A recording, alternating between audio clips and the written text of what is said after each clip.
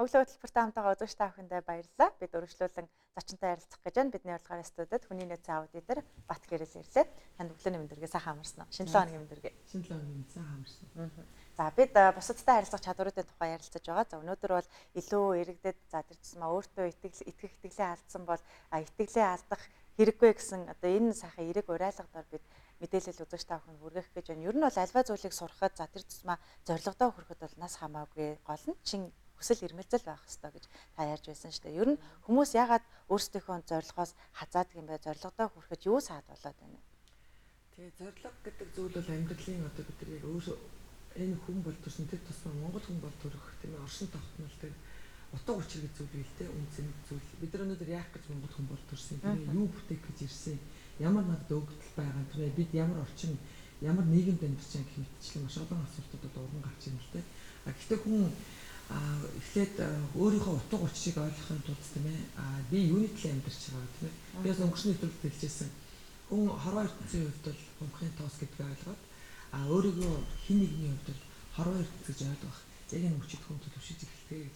Тэгэхээр энэ төлөвшөл гэдэг зүйл маань өөрөө тэр нэг төвшин гэж байна л да амьдрал. Тэр амьдралын төвшин хэд одоо юу гэдэг юм дээгүр абул хэд доогуур байх юм бол заавал ямар нэгэн хүнд хэцүү байдлыг бий болгодог тийм ээ. Тэгэхээр зэрэг хүн готрол гэдэг зүйл маань өөрөө өөртөө итгэлгүйгээс эхэлдэг учраас энэ хитрхи өөрийгөө доогуур үнэлэх тийм ээ. Өөрөө өөртөө итгэлгүй байх, готрон байх гэдэг зүйл маань би тэр ямар нэгэн хүсэл зорилгыг тийм ээ би бодож тэгээд тэрэндээ хүрэхийн төлөө би ямар нэгэн юм хийгээгүй юм шиг байна. Ер нь тэгэхээр өөртөө итгэх итгэлээ алдсан. За магадгүй өөрийнхөө одоо аль чиг рүү явж байгаа зам мөрөө мэдгүй байгаа хүмүүс гутралд орхно. За гутралд орсноосоо шалтгаалаад цаашлаад өөрсдийнхөө одоо явах амьдралынхаа зорилго нь хазааж эхлэх нь байна шүү дээ. Зорилго хазаана гэхээр тухайн хүн магадгүй аз жаргалтай байдлаа алдаж эхлэх нь байна. За цаашлаад одоо өөрийнхөө хийх гэж байгаа зүйлээ мэдхээ болж эхлэх нь байна. Бид бол үзэгч та бүхэнд бусадтай харилцахад эхлээд өөрийгөө хөгжүүлэх ёстой талаар олон 7 хоногийн турш ярилцсан. За тэгвэл өнөөдөр бол бусадтай харилцах тухай ярьж байна. Бусадтай харилцахад яг өөртөө итгэлтэй байдлаа алдахгүй чигээрээ байх нь хамгийн чухал гэж ойлгоод байна. Тийм тэгэхээр өөртөө итгэх гэдэг маань одоо итгэх биш л дээ. Юу гэхээр хүн өнөөдөр ямар нэгэн тодорхой зорилготой байх хэвээр. Би эзэн нэгэн цагт одоо салбартай мундаг болно ч гэдэг юм уу те. Өгөөл нэг биеийн тамир хийдэг чинь билүү гэдэг юм ерөнхий байх юм бол хизээч өөрөө чинь төлөвлөгөө тийм ээ. Хүсэл бол биелэхгүй. Ер нь мөрөөдлөхөөсөө илүү хүсэл их чухал л да. Мөрөөдөл бол хизээч биелэхгүй гэж болно.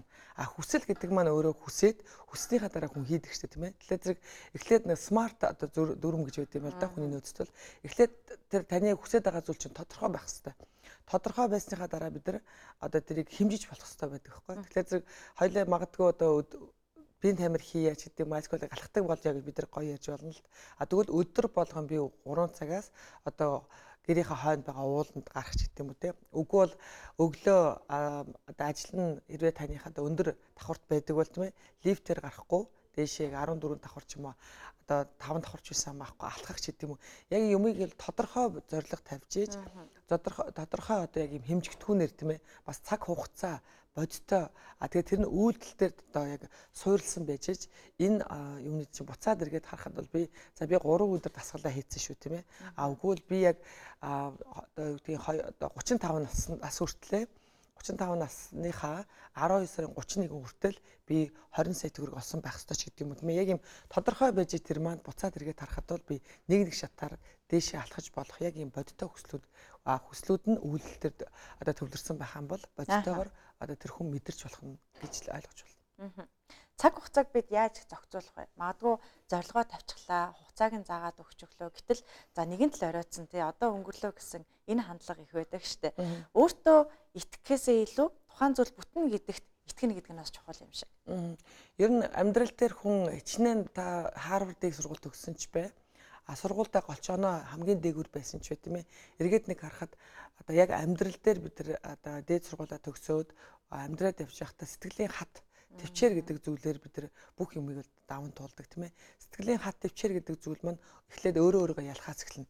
За сэтгэл судлаачтай нэг хийсэн судалгаа гэдэг юм л да. Нэг 60 70 настай хүмүүсүүдийг та нар 20 настай шүү, 30 настай шүү гэж итгүүлээд яг нэг хэсэг ингээ хоёр хэсэг бүлгийг ингээд одоо туршилт хийж үздэг. За тэгэхээр зэрэг нөгөө хэсэг нь болохоор та бол одоо 50 өнгөрцөн тийм ээ 60 өнгөрчихсөн. За та бол одоо настай хүн шүү тийм ээ хөдөлгөөнтэй болгоомжтой одоо гэж ийм хоёр зохио өгч л дээ. Гэтэл нөгөө нэг хүмүүсүүд нь 20-той 30-тай гэж итгэж ирсэн хүмүүсүүд нь өөрсдийнхөө үеийнх нь дууг сонсгоод тийм ээ хүсэл тэмүүлэлт нь одоо ингээд нисэх хугацаанд байлгахад тэр хүмүүсүүдийн тийм ээ өс нь харлаж эхэлсэн тийм ээ өөрөө өөртөө ихтгэлтэй болсон алхаа нь одоо бас одоо ийм эрч хүчтэй болж эхэлсэн ч гэдэг юм уу тийм ээ нөгөө талын хүмүүсүүд нь болохоор зэрэг бүр ингээ хөдөлгөөн удаашраад тэ өөрөө өөртөө ихтгэлтэй болоо сэтгэл гутралд ороод ингээд ийм байс. Тэгэхээр хүн гэдэг амт сэтгэлийн амт гэж бол эндээс энэ судалгаанаас харагдаж болно. Юу гэхээр зэрэг би өнөөдөр өөрөө өөртөө оройтчлоо тийм ээ. Залуу хүн хэдий ч гэсэн нэг тийм хайрцагтмал бодолтой хүмүүс гэдэг чинь болохгүй энэ ингэх ёстой гэдэг. Хөгшин хүн мөртлөө би энийг хийж чадна гэдэг тийм ээ. Хийж чадна гэдэг маань хажууд дэргэд байгаа хүмүүс хөөе тэнгээ чи наатах би одоо хийвэл бүтэхгүй гэдэг үгийг сонсоогүй хүмүүс амжилтанд хүрдэг гэж нэг юм үг гэдэг байхгүй. Тэрнтэй адилхан хүн өөрөө өөртөө итгэхтэй бусдын төлөө биш тийм ээ. Яг өөрийнхөө хийх ёстой тодорхой төр зорилгоо нэг алхмаар би хэрвээ хийж явах юм бол хэрвээ та өнөөдөр 35 настай байгаад тийм ээ.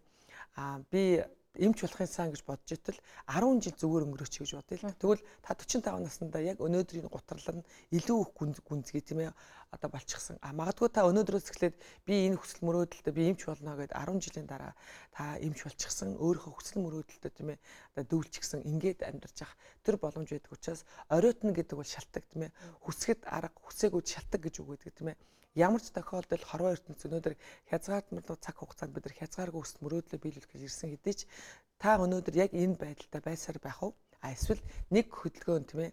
Тэр өсөл мөрөөдөл гэдэг зүйл амжилт гэдэг зүйл бол тийм ээ нэг өдөр биелдэггүй. Чи хэр удаан тэрнийхээ төлөө нэг алхмаар тийм ээ одоо тууштай цуцалтгүй явж гин тэр богинохон гэхдээ тодорхой хэсэг хугацааны дараа л тэр бол биелдэхэ гэсэн тийм ээ. Хүмүүс өөрсдөө нэг авиасгүй гэж ярьдаг шүү дээ тийм ээ. Би авиасгүй тэр хүмүүс авиастай гэдэг юм. Ер нь авиастай ч гэдэг юм альсгүй тусгай амжилтанд хүрдэг хүмүүсгээ тусдаа төрдөг юм л да. Юу гэхээр өнөөдөр бид нар одоо Эйнштейн ч гэдэг юм дэлхийн маш том одоо гений хүмүүсүүдийг бид нар бодож болно. Гэтэл тэр сэтгэл судлаач нар судалгаа хийсэн байт юм билээ л дээ. Үнэхээр энэ амжилтанд хүрээд байгаа дэлхийн гоцгойд хүмүүсүүд тийм ээ энгийн бидрээс одоо ямар онцлог юм бэ гэж судлаад үзэхэд ямар ч ялгаатай зүйл гараагүй. Тэд нар зөвхөн өөрийнхөө өмнөх тийм ээ нэг алхамыгаа ердөөсөө цуцалтгүй тийм ээ яг тууштай хийж чадсан учраас тийм ээ ямар өөр нэг юм сэтгэл одоо сатааралгүй тийм ээ гутралгүй тийм ээ цаг хугацаагаа өөр тэгж өөрийгөө өрөвдөж тийм ээ шалтгааллах тэр цагт зарцуулдаггүй нь л одоо ялгаа байсан. Тийм учраас бид нар хин нэгнээс илүү биш хин нэгнээс онцгой тийм ээ онцгой гэдэг бол ганцхан тоо юу гэхээр бото гэдэг хүн хорвоодар ганцхан удаа төрсөн танаас өөр онцгой хүн энэ хорвоодар байхгүй.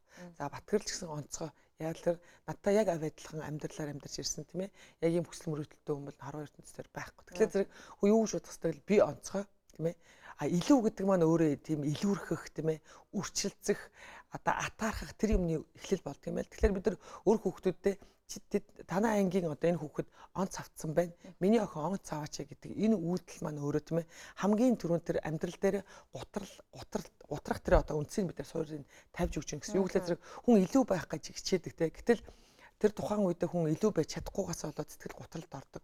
Нэг удаа шархалдсан сэтгэл тийм ээ ахиж босохдоо айдаг. Ягаад тэгэхээр би өөрөө өөртөө айгүй хайртай учраас өөрөөргөө гомдоочих бай тийм ээ. Альсгүй би энийг ямар нэгэн хүсэл мөрөөдөлтөд би зориглоод явж байтал хэрвээ би энийг хийж чадахгүй бол би яана гэсэн ийм одоо гутралд орхосоо хүн айдаг учраас байгаагаар нь болж штэ тийм ээ энэс илүү яах гэсэн тийм ээ энэ одоо хайрцагтмал бодлосоо нийгэм тэр чигээр гарч чаддгүй та өндөр одоо тэр өөрчлөлтийг бид нар өөртөө авчирч чаддгүй гол шалтгаан байдаг. Бид өнгөрснийг бол өөрчилж чадахгүй гэхдээ өнгөрсөнд хийж чадаагүй зүйлс ирээдүйд хийж чадна. Нэгсэндээ бидэнд үргэлж боломж байдаг гэдэг энэ үг орж ирж байна л да. Тэгэхээр бид магадгүй гаргасан алдаагаа дахиж гаргахгүй тулд илүү хичээдэг. Тэгэхээр энэ сэдвийн хүрээнд бол бид ярьсаа та маш товчхон ялцгаахан төгсгөлд хэлж өгөхгүй юу? Бид өнгөрсөнд гаргасан алдаагаа ирээдүйд гаргахгүй тулд яг юун дээр нь төвлөрч ажиллах вэ? Яг өнгөрсөн алдаа гэдгийг бас алдаа бол хоёр талтай алдаа. Ямар алдаа? Хөгжлийн төлөөх алдаа юу? Үгүй хүн ёсноос гажууд алдаа юу гэдэг бас нэг тусдаа зүйл.